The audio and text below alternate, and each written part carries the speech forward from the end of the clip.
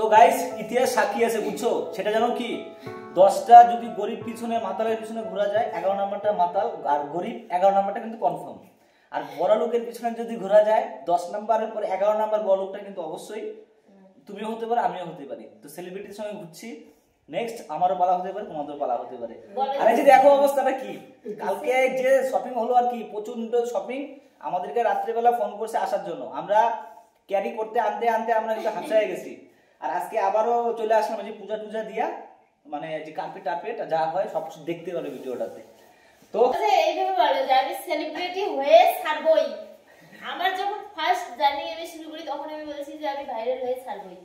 এটা আমার একটা বোনের সঙ্গে হয়েছিল, কিন্তু আমার বোন ওই কথাটা বলে যে হ্যাঁ মুই করি ছাড়ি। এটা মানে আমাদের মানে রাজবংশী ভাষা, আমার বাবার বাড়িতে যেহেতু মানে রাজবংশী, তো ওরকম আমার বোনের সঙ্গে এরকম কথা হয়েছিল যে মুই করি ছাড়ি। তো অবশ্যই আর কি করে ছাড়বো। হ্যাঁ আমার ভাইটা মানে সেলিব্রিটি হয়ে ছাড়বেই। আচ্ছা পাশে আমি আছি। এখন কি করব?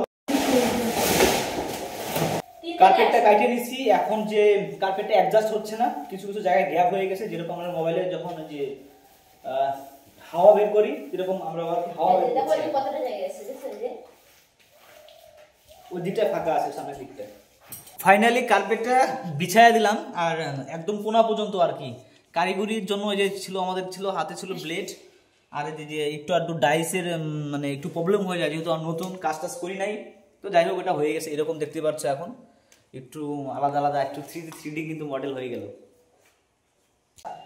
তো এই যে গাইস দেখতে পাচ্ছ এখন হচ্ছে লাক্সারি খাট, তো এটাকে এখন তৈরি করব। এটাই তো লাক্সারি না, এখানে ধরতে হবে একজনের। ওই জায়গায়, নাহলে কিন্তু আবার কিন্তু নোংরা হয়ে যাবে, ওই যে এটা ছিঁড়ে যাবে, ধরতে হবে এখানে।